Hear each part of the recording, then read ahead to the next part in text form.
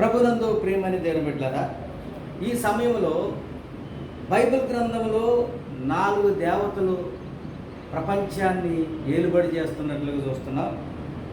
మొదటి దేవత 2 కొరింథీ 4వ అధ్యాయం 4వ వచనంలో చూడండి. దేవుని స్వరూపి అయి ఉన్న క్రీస్తు మహిమను కనబరుచు సువార్త ప్రకాశము వారికి ప్రకాశింపకుండా నిమిత్తము ఈ యుగ సంబంధమైన దేవత అవిశ్వాసులైన వారి మనోనేత్రాలకి గుడ్డితనం కలుగజేసినట్లుగా చూస్తున్నాం.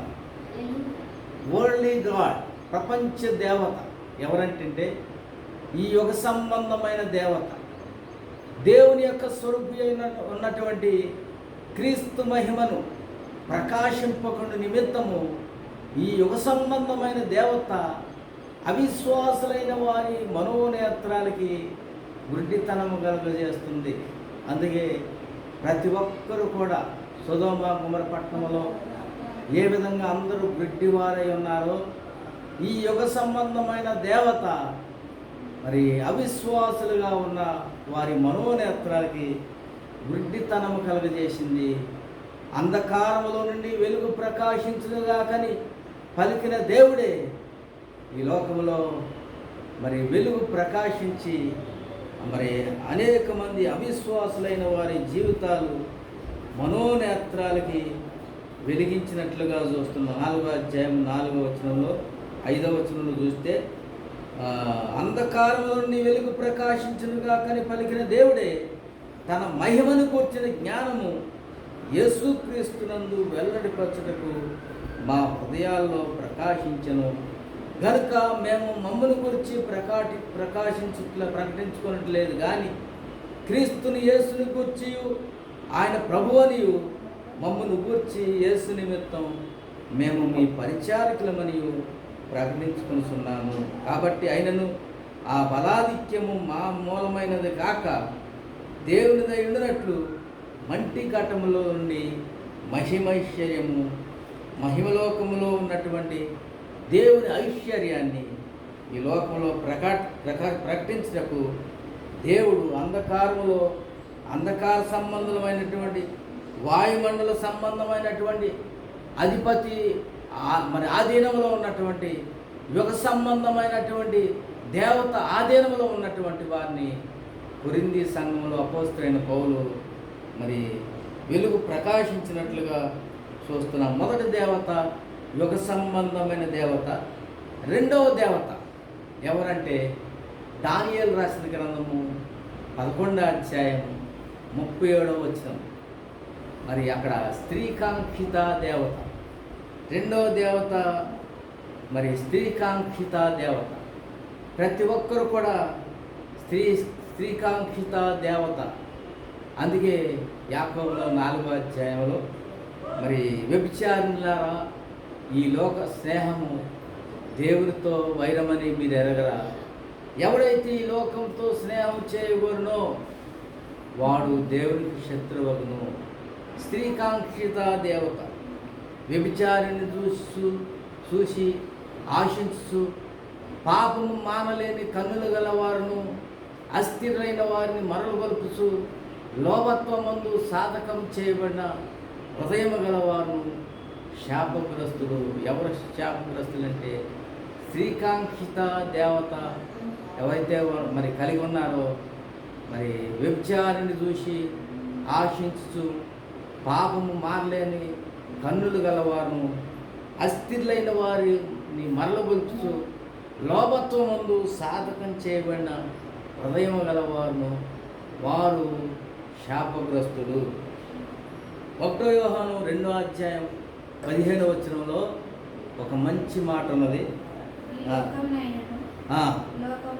ఈ లోకమునైనను లోకములో ఉన్న వాటినైనను ప్రేమింపకుడి. ఎవడైనను లోకములో ప్రేమించిన యెడల తండ్రి ప్రేమ వాని యందుండదు. ఈ లోకములో ఉన్నదంతయు శరీరాశయు నేత్రాశయు జీవపు డంబమును.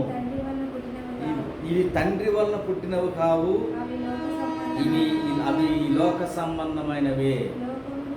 లోకమును దాని ఆశయు గతించిపోను గాని దేవుని చిత్తము జరిగించేవాడు నిరంతరము నిలుసును. ఎవరైతే దేవుని చిత్తాన్ని జరిగిస్తాడో ఈ లోకము యొక్క ఆశయు గతించిపోను గాని దేవుని చిత్తమును జరిగించేవాడు నిరంతరము నిలుసును. దేవుని చిత్తం జరిగించాలంటే యుగ సంబంధమైన దేవతను జయించాలి. రెండవదిగా దేవుని చిత్తం జరిగించాలంటే స్త్రీకాంక్షిత దేవతను జయించాలి. మూడవదిగా జీవబిడంబాన్ని, మూడవ దేవతను చూడండి. ఆ యొక్క ఇర్మియా రాసిన గ్రంథం మూడవ యొక్క దేవతను, మూడవ అధ్యాయము మూడవ యొక్క దేవత ఇర్మియా రాసిన గ్రంథం 3వ అధ్యాయం 19వ వచనం. మూడవ దేవత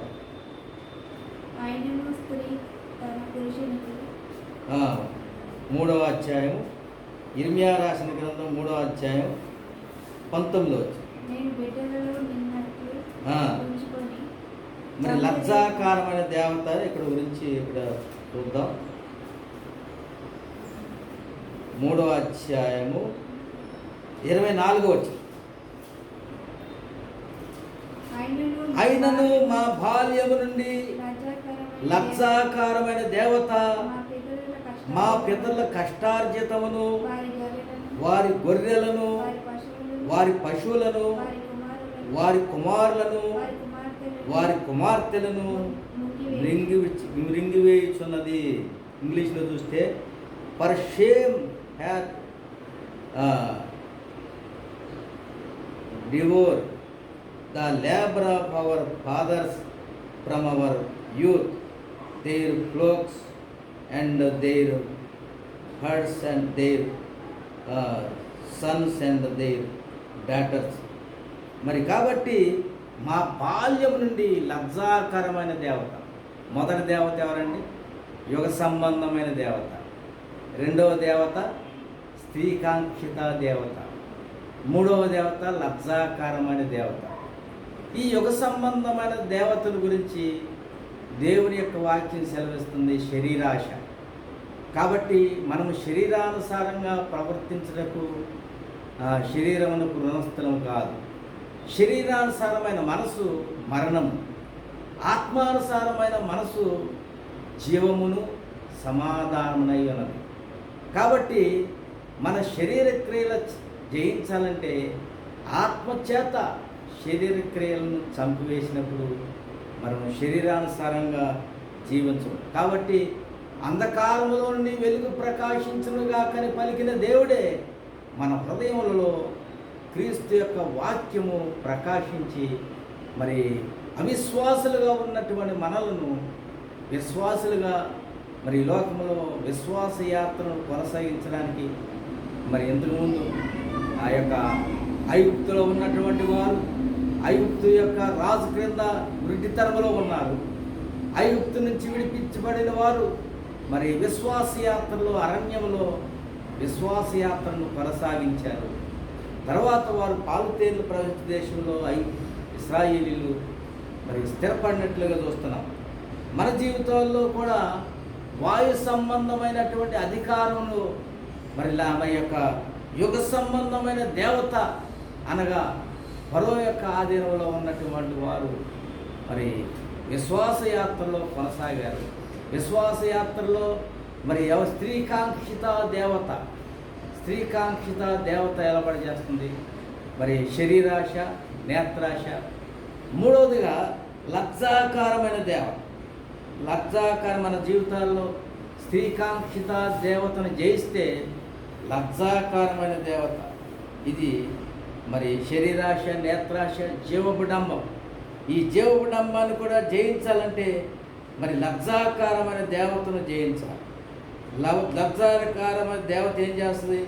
మా పితరుల కష్టార్జితాన్ని, మన పితరులందరూ కూడా లజ్జాకారమైన దేవతలో ఉన్న ఆధీనంలో ఉన్నారు. వారి గొర్రెలను, వారి పశువులను, వారి కుమార్తెలను, వారి కుమారులను, కుమార్తెలను వారందరినీ మృంగివేసింది, వారి జీవితాల్ని పతనం చేసింది. ఎంతో కష్టపడ్డారు కానీ వారు నిత్యరాజ్య ఐశ్వర్యాన్ని పొందలేక వారందరూ కూడా కాలగర్భంలోనే నశించిపోయినట్లు చూస్తున్నాం. అందుకే ప్రభు అయినటువంటి యేసుక్రీస్తు ద్వారా యోహాను మరి ఈ లోకంలో ఉన్నదంతయు శరీరాశ, నేత్రాశ, జీవపుడమ్ము అవి తండ్రి వలన పుట్టినవి కావు, అవి లోక సంబంధమైనవి.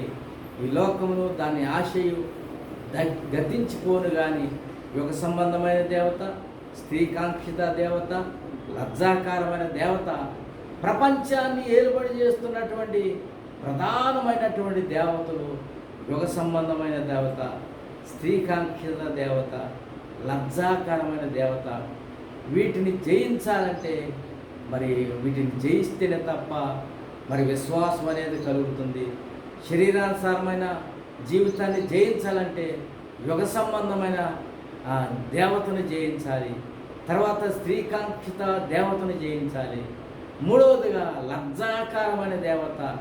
ఇవన్నీ ఉండటం వల్ల వీటిని జయించకపోతే ఈ లోకంలో ఎక్కడో అధోగతి, సాతాను ఆధీనంలో లొంగిపోతామని దేవుని యొక్క వాక్యం సెలవిస్తుంది. అందుకే యోహాను భక్తుడి ద్వారా యేసుప్రభు రాయించాడు, శరీరాశ, నేత్రాశ, జీవపుడంబం ఇవి తండ్రి వలన పుట్టినవి కావు, అవి లోక సంబంధమైనవే. ఆదాము కూడా మరి ఆదికాండం 3వ అధ్యాయంలో సర్పం వచ్చి మరి అవ్వతో మాట్లాడింది, ఇది నిజమా? అక్కడ శరీరాశ, నేత్రాశ, జీవపుడంబం. మరి ఆదికాండం 3వ అధ్యాయంలో సర్పం ఏమన్నది? ఇది నిజమా? దేవుడు సృజించినటువంటి పండ్లలో దేవుడు దేనినైనా తినవద్దని చెప్పాడా అని చెప్పి అక్కడ సర్పం ఏముందంటే ఆ యొక్క పండ్లు మరి చూసుటకి ఏ విధంగా ఉన్నాయి? మంచి యొక్క ఆదికాండం 3వ అధ్యాయంలో ఏ విధంగా ఉన్నాయంటే పండ్లు చూసుటకు మంచి రమ్యంగా ఉన్నాయంట. ఆదికాండం 3వ అధ్యాయంలో మొదటి వచనంలో చూస్తే ఆ పండ్లు ఏ విధంగా ఉన్నాయంటే ఆదికాండం 3వ అధ్యాయం ఎట్లా ఉన్నాయంట చూడండి. 3వ వచనంలో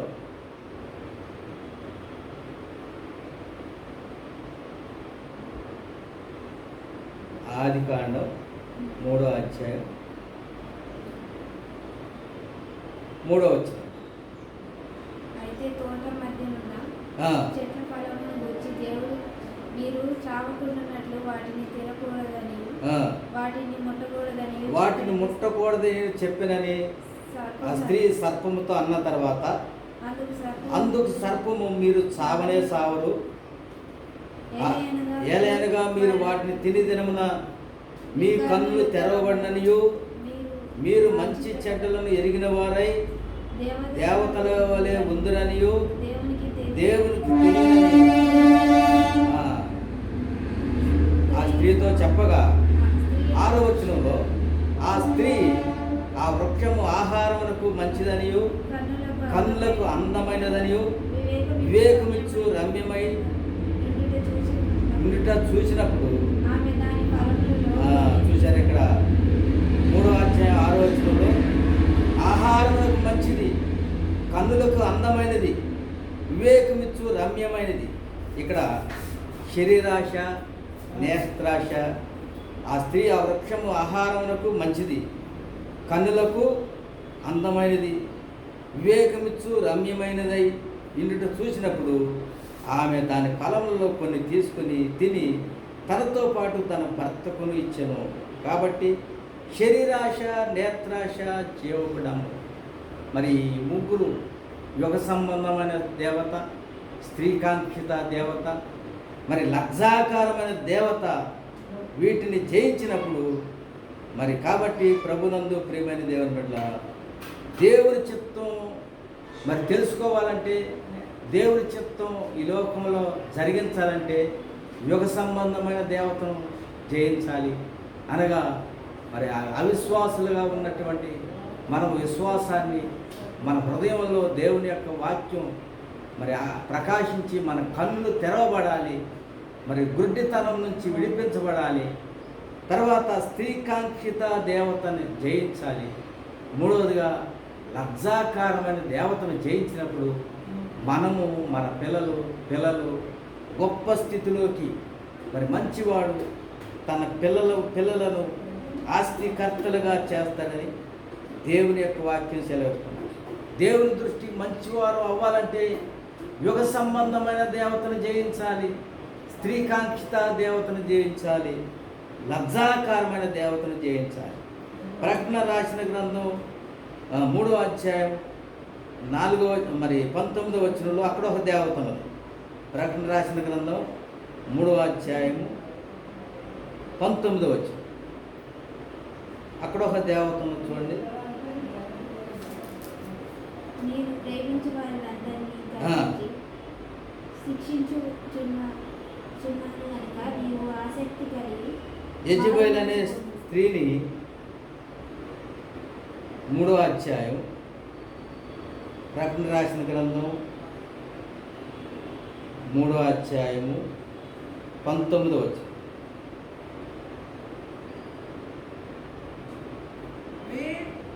ప్రభునందు ప్రియమైన దేవుని బిడ్డలారా, యెజబెల్ అనే స్త్రీని ఉండనిస్తున్నావు. అదేం చేస్తుందంటే 25వ వచనంలో విగ్రహములకు బలి ఇచ్చిన వాటిని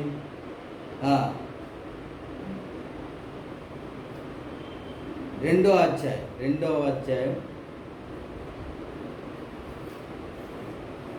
19వ వచనం 20వ వచనం చూడండి. ఆయనను నీ మీద తప్పు ఒకటి మోపుతున్నాను. 19 చూస్తే ఆ యొక్క 4వ సంఘం, మొదటి సంఘం ఏంటి? ఎఫెసు సంఘం, 2వ సంఘం స్ముర్నా సంఘం, 3వ సంఘం పెర్గము సంఘం, 4వ సంఘం తుయతైరులో ఉన్న సంఘపు దూతకు ఈ విధంగా రాయము. అగ్నిజ్వాల వంటి కన్నులను, అపరంజి పోలిన పాదములను దేవుడు కుమారుడు చెప్పు సంగతులు ఏమంటే, నీ క్రియలను, తుయతైర సంఘంతో దేవుడు మాట్లాడుతున్నాడు. నీ క్రియలను నేను ఎరుగుదును, నీ ప్రేమను నేను ఎరుగుదును, నీ విశ్వాసాన్ని, నీ పరిచర్యను, నీ సహనాన్ని నేను ఎరుగుదును. మరి యుగ సంబంధమైన దేవతను జయించావు, మరి స్త్రీకాంక్షిత దేవతను జయించావు, లజ్జాకారమైన దేవతను కూడా జయించావు. అయితే శరీరాశ, నేత్రాశ, జీవడంబాన్ని కూడా జయించినప్పటికీ నీ క్రియలను నేను ఎరుగుదును, నీ ప్రేమను నేను ఎరుగుదును, నీ విశ్వాసాన్ని, నీ పరిచర్యను, నీ సహనాన్ని నేను ఎరుగుదును. అయితే మొదటి క్రియల కంటే నీ కడపటి క్రియలు కూడా మరి ఎక్కువైనవని ఎరుగుదును. మరి ఇన్ని జయించినప్పుడు కూడా నీ జీవితంలో దేవుని యొక్క మహిమ, దేవుని యొక్క ఆనందం, దేవుని యొక్క స్థిరత్వం, దేవుని సన్నిధిలో నీవు నిలకడైనటువంటి జీవితాన్ని జీవించలేకపోతున్నావంటే కారణం ఏంటంటే, అయినా సరే నీ మీద నేను ఒక తప్పు మోపవలసినది ఏదంటే, తాను ప్రవక్తనని చెప్పుకొస్తున్న యెజబెల్ అనే స్త్రీని నీవు ఉండనిస్తున్నావు. కాబట్టి మరి జారత్వం చేయుటకును, విగ్రహములకు బలి ఇచ్చిన వాటిని తినుటకును అది నా దాసులకు బోధించు వారిని మోసం చేస్తున్నది. మారు మనసు పొందడానికి నేను మరి దానికి సమయం ఇచ్చాను, కానీ అది తన జారత్వాన్ని విడిచిపెట్టట్లేదు, మారు మనసు పొందట్లేదు. ఇదిగో నేను దానిని మంచం పట్టించే వరకు కూడా మరి అది తన యొక్క జీవితాన్ని మారు మనసు పొందితేనే కానీ, తన క్రియల నిమిత్తం మరి మారు మనసు పొందితేనే కానీ నేను దాన్ని బహు శ్రమలు పాలు చేస్తాను. దాని పిల్లలను మరి ఆ విధంగా అంతరింద్రియాలు, హృదయాలు పరీక్షించేవాడు నేనే అని మరి తెలుసుకునే వరకు మీలో ప్రతివానికి వారి క్రియలు చొప్పున ప్రతిఫలం ఇస్తాను. కాబట్టి ప్రభునందు ప్రేమని బిడ్డలారా, నీ జీవితంలో యెజబెల్ అనే స్త్రీ ఇది ప్రపంచ దేవత. దీన్ని కూడా జయిస్తే అత్యానందం నీ జీవితంలో లభిస్తుంది. మొదటి దేవత యుగ సంబంధమైన దేవత, వాయు సంబంధం, వాయుమండల అధిపతి. మనమంతా కూడా వాయుమండల అధిపతి, యుగ సంబంధమైన దేవత ఆ దినంలో ఉన్నాం కానీ, గతంలో ఉన్నాం కానీ, ఇప్పుడైతే ఆ యొక్క దేవతను విడిపించబడి ఆ యొక్క విశ్వాసంతో దేవునిలో నిరీక్షిస్తూ దేవుని కొరకు జీవిస్తున్నటువంటి అంధకార సంబంధమైన జీవితంలో ఉన్న మన జీవితంలో క్రీస్తు యొక్క వెలుగు, క్రీస్తు యొక్క మహిమ, మంటి ఘటనలో మహిమైశ్వర్యం ఏ విధంగా ఉన్నదో దేవుడు ఉచ్చరింప శక్యము కానీ మూలుగులతో ఆ ఆత్మను మన హృదయాల్లో పెట్టి మరి ఎల్లప్పుడూ నిత్యము ఆనందించే భాగ్యం దేవుడు మాకు అనుగ్రహించాడు. తర్వాత విశ్వాసయాత్రలో ప్రవేశించాం. మరి స్త్రీకాంక్షిత దేవత, ఈ దేవత మరి ఈ లోక స్నేహం దేవునితో వైరమని మీరు ఎరగరా? ఎవడైతే ఈ లోకంతో స్నేహం చేయకూడదు వాడు దేవుడికి శత్రువునని మరి మన జీవితాల్లో దేవుని యొక్క అడుగుల జాడల్లో నడుస్తూ స్త్రీకాంక్షిత దేవత నుంచి జయించిన తర్వాత మూడవ దేవత లజ్జాకారమైన దేవత. మన పిల్లల్లో మరి స్త్రీకాంక్షిత దేవతను జయించినప్పుడు కూడా మన పిల్లల్లో ఏ విధంగా మరి ఐశ్వర్యం, మరి ఏ విధంగా సాతాను ఏ విధంగా జోక్యం చేసుకుని వారి యొక్క అభివృద్ధిలో ఎందుకు ఆటంకం చేస్తున్నాడంటే మన గొర్రెలను, మన పశువులను ఆర్థికంగా మనం ఏ విధంగా ఎందుకు నిలబడట్లేదంటే లజ్జాకరమైన దేవత మన గృహాల్ని, మన గొర్రెలను, పశువులను, పిల్లలను మరి కుమారులను అనేక రకంగా వారి అభివృద్ధి రాకుండా చేస్తున్నాడంటే లజ్జాకరమైన దేవత. అది ఎప్పటి నుంచి వస్తుందంటే బాల్యం నుంచి మన పితరుల్ని ఆ విధంగా మోసం చేసింది, పితరుల నుంచి కూడా మోసం చేసింది అలాంటి లజ్జాకరమైన దేవత. మరి కాబట్టి 3వ అధ్యాయం ఇర్మియా రాసిన గ్రంథంలో అక్కడ ఏమంటున్నాడంటే మరి అలాంటి లజ్జాకరమైన దేవత నుంచి విడిపించబడ్డానికి సిగ్గునొందిన వారమై సాగిల పడదాము రండి అని 3వ అధ్యాయము 25వ వచనం అనుకుంటా. ఇర్మియా రాసిన గ్రంథం 3వ అధ్యాయంలో సిగ్గునొందిన వారమై సాగిల పడదాము రండి.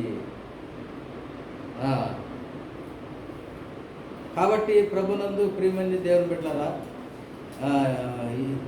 25వ వచనం సిగ్గునందిన వారమై సాగిల పడదాము రండి. కాబట్టి ప్రభునందు లజ్జాకరమైన దేవతను జయించాలంటే ఎవరైనా సరే మన పితరుల నుంచి వచ్చినటువంటి మన పూర్వీకులు మన జీవితాలను పాడు చేసినటువంటి మన పితరుల జీవితాలను పాడు చేసినటువంటి మరి ఆ దేవత నుంచి విడిపించబడాలంటే సిగ్గునందిన వారమై సాగిల పడదాము రండి. మనము కనబడకుండా అవమానం మనలను మరుగు చేయనుగాక. మన దేవుడైన యెహోవా మాట వినక మనమును మన పితరులను మన బాల్యం నుండి నేటి వరకు మన దేవుడైన యెహోవాకు విరోధముగా పాపం చేశాం. కాబట్టి సిగ్గునంది మన మన మన యొక్క జీవితాలు భ్రష్టమైపోవటానికి గల కారణం ఏంటంటే మరి మనమును మన పితరులను మరి దేవుని ఎదుట దేవుని యొక్క మాట వెనుక మనం కాబట్టి యెహోవాకు విరోధంగా పాపం చేసాం. కాబట్టి ఆ దోష శిక్ష అనుభవిస్తున్నాం. కాబట్టి శరీరాశ, నేత్రాశ, జీవబుడము ఇవి తండ్రి వలన పుట్టినవి కావు. యేసు ప్రభువారు కూడా మరి వీటి చేత శోధించబడతారు. యేసు ప్రభువారు పుట్టుకతోనే పరిశుద్ధుడు కాబట్టి వీటి చేత మరి ఆ యొక్క కొండ మీద మరి శోధించబడినట్లుగా చూస్తున్నాం. అందుకే మనుషుడు రొట్టె వలన మాత్రం కానీ సాతాను వచ్చి అన్నాడు. మరి దేవుడి కుమారుడు అయితే ఈ రాళ్ళు రొట్టెలు అగినట్లు ఆజ్ఞాపించు. యేసు ప్రభు వారు 40 దినాలు ఉపవాస ప్రార్థన చేస్తున్నప్పుడు దేవుని మాట కోసం మరి 40 దినాలు ఉపవాస ప్రార్థన ఎందుకు చేశాడంటే యేసు ప్రభు వారు దేవుడే 40 దినాలు ఆయన మనకు సాదృశ్యం ఉండడానికి ఆయన మరి 40 దినాలు ఉపవాస ప్రార్థన చేసి ఆకలి కొంటే సాతాను శోధించాడు. నువ్వు దేవుని కుమారుడు కదా, రాళ్ళు రొట్టెలగినట్లు ఆజ్ఞాపిస్తే మరి అయిపోతాయి కదా అని చెప్పినప్పుడు దేవుడే ఉన్నాడు. మనుషుడు రొట్టె వలన మాత్రం కాదు కానీ దేవుని నోట నుండి వచ్చు మాట వల్ల దేవుడు ఒక్క వాగ్దానం చేస్తే మరి ఆ మాట వలన జీవిస్తాడని మరి జయించాడు. శరీరాశల్లో యుగ సంబంధమైన దేవతను జయించాడు. తర్వాత మరి రెండవసారి ఆయన దేవుని యొక్క సాతాను వచ్చేసి అపవాదం వచ్చేసి ఆయనను ఎక్కడికి తోడుకొని పోయాడు? ఆ యొక్క మరి యొక్క దేవాలయం శిఖరానికి తోడుకొని పోయి, నువ్వు దేవుని కుమారుడు అయితే దూకు, మరి ఏమన్నాడు? మరి ఈ యొక్క నీ దేవదూతలు వచ్చి రక్షిస్తారంటే, మరి రెండవ శోధించాడు సాతానా. మరి రెండవ దేవదూతలు వచ్చి రక్షిస్తారంటే దేవస్ప్రభు ఏమన్నారు? రెండవసారి ఆయన శోధించొద్దని. మూడోసారి ఆ యొక్క దేవుడి యొక్క సహవాది వచ్చేసి సర్వలోకాల్ని ఒక్క నిమిషంలో ఆయన తిప్పి, మరి ఒక్కసారి నువ్వు నాకు మొక్కితే మరి నువ్వు ఆ యొక్క నిన్ను గొప్ప దేవుడిగా చేస్తానంటే, సాతానా పొమ్ము, నీ దేవుణ్ణే తప్ప ఎవరికి మొక్కకూడదని జయించాడు. శరీరాశ, నేత్రాశ, జీవకుడంబాన్ని జయించినప్పుడు అపవాది వెళ్ళిపోయాడు. ఆ యొక్క యుగ సంబంధమైన దేవత మరి స్త్రీకాంక్షిత దేవత, లజ్జాకరమైన దేవత ఆ యెజబెల్ అనే స్త్రీని వెళ్ళగొట్టినప్పుడు ఆయనకు దేవుని దూతలు వచ్చి పరిచయం చేసి పరలోక రాజ్యం యొక్క తాళపు చెవులు, సాతాను యొక్క తాళపు చెవులు, ఆ యొక్క సర్పము ఆదాముకు దేవుడు ఆదాముకు దేవుడు తాళపు చెవులు ఇస్తే, అధికారాలు ఇస్తే, మరి భూమి మీద, పరలోకంలో, సముద్రం మీద మరి సమస్తాన్ని ఏలమని అధికారాలు ఇస్తే, ఆ అధికారాలు సాతాను దొంగిలించాడు. తర్వాత యేసుప్రభు వారు వచ్చి సాతాను యొక్క అధికారాలు, యుగ సంబంధమైన దేవతను, స్త్రీకాంక్షిత దేవతను, లజ్జాకారమైన దేవతను, యెజబెల్ అనే స్త్రీ దగ్గర ఉన్నటువంటి ఆ యొక్క తాళపు చెవులను యేసుప్రభు వారు తీసుకుని జయించినట్లుగా చూస్తున్నాం. కాబట్టి ఆ తాళపు చెవులు మనం కూడా మరి జయించి, నేను ఏ విధంగా తండ్రి సింహాసనం మీద కూర్చుని ఉన్నాను, మరి జయించువాడు నా తాళపు చెవులు కలిగి నా సింహాసనం మీద కూర్చుండనని దేవుని యొక్క వాక్యం సెలవిస్తుంది. దేవుడు ఈ మాటలు దీవించాలని. కాబట్టి మనము కూడా యుగ సంబంధమైన దేవత, స్త్రీకాంక్షిత దేవత, లజ్జాకరమైన దేవత, మనం ఈ లోకంలో ప్రత్యేకంగా దేవుడి కొరకు మరి దేవుడిచ్చే మహిమ యొక్క ఆనందాన్ని, దేవుడు ముగ్గురే స్తంభాలుగా ఉండాలి. యేసుప్రభు వారు 12 మంది శిష్యుల్లో స్తంభాలు ఎవరండి? యాకోబు, పేతురు, యోహాను. ఈ ముగ్గురుగా స్తంభాలుగా ఎంచబడినటువంటి వీరు మనం కూడా దేవుడి కొరకు స్తంభాలుగా ఉండాలంటే యుగ సంబంధమైన దేవత, స్త్రీకాంక్షిత దేవత, లజ్జాకరమైన దేవత జయించాలనగా శరీరానుసారమైన మనసు, మరి ఆ యొక్క కలిగి శరీరము, ఈ లోకంలో శరీరాశ, నేత్రాశ, జీవపడంబాన్ని జయించినప్పుడు మరి యెజబెల్ అనే స్త్రీని కూడా, తుయితైర సంఘం మీద ఏర్పాటు చేస్తున్నటువంటి యెజబెల్ అనే స్త్రీని కూడా జయించినప్పుడు మన జీవితాల్లో అత్యధికమైన ఆనందము, ఆశీర్వాదం పొంది దేవుని కొరకు స్తంభాలుగా ఉంటామని మనమే కాదు, మన యొక్క పిల్లలు 1000 తరాల వరకు దేవుడు కరుణించి మరి వారిని మంచివాడు తన పిల్లలను ఆస్తికర్తలుగా చేయాలంటే ఏమేమి జయించాలి? మొదటిగా యుగ సంబంధమైన దేవత, శరీరాశ, రెండవదిగా స్త్రీకాంక్షిత దేవత, నేత్రాశ, మూడవదిగా జీవపుడము, లజ్జాకారమైన దేవతను, మన యొక్క వస్త్రహీనతను, మరి ఆ సిగ్గునందిన వారమై సాగిలపడి మరి ఆయన సన్నిధిలో మనము మన పితరులను మన బాల్యం నుండి ఏ విధంగా దేవుని మాట వినక పాపం చేశామో అలాంటి స్థితి నుండి దేవుని ఎదుట మనం సిగ్గు మరి లజ్జాకారమైన దేవతలో మరి ఏ విధంగా విడిపించబడాలంటే సాగిలి పడితే దేవుడు మరి మనం యెషయా గ్రంథం 1:19 మీరు సమ్మతించి నా మాట విని ఎడల భూమి యొక్క మంచి పదార్థాలని మీరు మీ జీవితంలో అనుభవించి ఆనందిస్తారని అత్యానందంతో జ్ఞానులు ఏ విధంగా యేసు ప్రభువారిని పొందుకుని అత్యానందవంతులయ్యారు.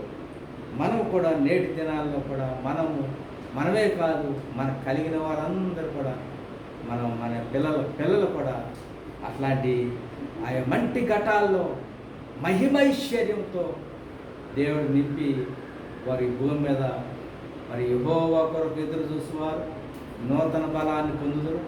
వారు పక్షిరాజు రెక్కలు కట్టుకుని ఆకాశంలో ప్రయాణిస్తారంటే అమెరికా వెళ్తారు, రష్యా వెళ్తారు, జర్మనీ వెళ్తారు, జపాన్ వెళ్తారు. ఎవరు యెహోవా కొరకు ఎదురు చూసేవారు ఆకాశంలో ప్రయాణం చేస్తారంటే ఏంటి అర్థం? వారు అనేక దేశాలు యెహోవా కొరకు ఎదురు చూసేవారు. ఒక దేశంలో కాదు, యెహోవా కొరకు ఎదురు చూసేవారు. యెహోవా కొరకు ఎదురు చూసేవారంటే ఎవరు? మరి యుగ సంబంధమైన దేవతను జయించాలి, లజ్జాకారమైన దేవతను జయించాలి. ఊరికినే ఇస్తాడండి అనుగ్రహ ఐశ్వర్యం. ఊరికినే దేవుడు మరి ఇవ్వడు. ఎప్పుడు ఇస్తాడంటే వాయు సంబంధమైనటువంటి అధిపతిని జయించాలి, యుగ సంబంధమైన మరి దేవతను జయించాలి, స్త్రీకాంక్షిత దేవతను జయించాలి, లజ్జాకారమైన దేవతలు. మనము మన పితరులంతా కూడా దేవుని మాట వెనక దేవుని దృష్టి పాపం చేసి ఆ పాప శాపాల్లో, ఆ చీకట్లో, అవిశ్వాసంలో, అజ్ఞానంలో నశించిపోతున్న మనలను, అంధకారంలో నశించిపోతున్న మనలను దేవుడు అంధకారంలో నుండి వెలుగును ప్రకాశించగాకని ఆ మహిమ కలిగిన దేవుడే మన హృదయాల్లో ప్రకాశించి మనలో జీవాన్ని కలగజేసి మరి మరణించాల్సిన మరణానికి పాత్రమైన మనలను జీవాన్ని కలగజేసి దేవుడు మనం బ్రతికించి దేవుడు నిలబెట్టి స్త్రీకాంక్షిత దేవతను జయించడానికి గల శక్తినిచ్చి తర్వాత దేవుడు మరి ఆ లజ్జాకరమైన దేవత నుంచి కూడా విడిపించి మనకు అజ్ఞానంలో ఉన్న మనల్ని జ్ఞానాన్ని కలగజేసి ఆ యొక్క మరి యెహోవా కొరకు ఎదురు చూస్తున్నాం కాబట్టి ఆయన పక్షిరాజు రెక్కలు కట్టుకుని ఆకాశంలో ప్రయాణం చేస్తారు, అలయక పరిగెత్తుదురు, సొమ్మశిలక నడిచిపోతారని. కాబట్టి ప్రభునందు ప్రియమని దేవుని బిడ్డలారా, ఈ వాగ్దానాలు మనలో నెరవేర్చాలంటే మనమంతా కూడా పూర్ణ హృదయంతో, పూర్ణాత్మతో, పూర్ణ శక్తితో, పూర్ణ బలంతో మనం దేవుణ్ణి ప్రేమిస్తే, అలాగే మనుషులను ప్రేమిస్తే అన్ని రకాలుగా దేవుడు మరి రెండంతల కృప మరి ఇచ్చినట్లుగా ఎన్నో అంతల కృప దేవుడు మనకిస్తాడు. ఈ మాటలు మరి మన జీవితాల్లో నెరవేర్చబడాలంటే ఈ లోకంలో ఉన్న వాటిని ప్రేమించవద్దు. తండ్రి ప్రేమ మరి వాటి మీద వాటిలో ఉండదు. కాబట్టి లోకంలో ఉన్న వాటిని ప్రేమించవద్దు. తండ్రి ప్రేమ ఉండదు కాబట్టి శరీరాశ, నేత్రాశ, జీవపుడంబాన్ని వాటిని ప్రేమించవద్దు. కాబట్టి అవన్నీ గతిస్తే కానీ, ఈ లోకమును దాని ఆశలు గతిస్తే కానీ దేవుని చిత్తం జరిగించేవాడు.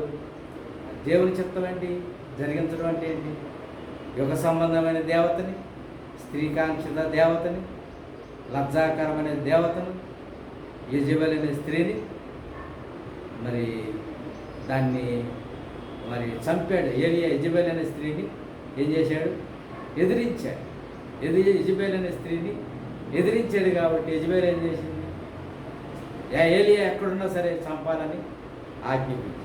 కాబట్టి మరి ఏలియా యెజెబెల్ అనే స్త్రీని చంపలేకపోయాడు కాబట్టి చచ్చిపోవడానికనే సిద్ధపడ్డాడు.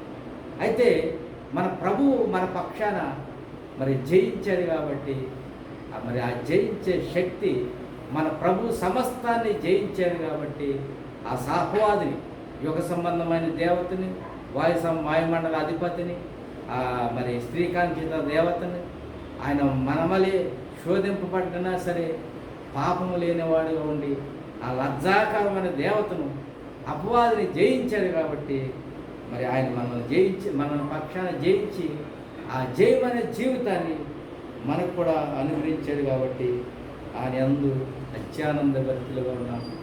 దేవుడికి వందనాలు కలిగిన గాక. మరి ఈ మాటలు దేవుడు దీవించి ఆశీర్వదించను గాక.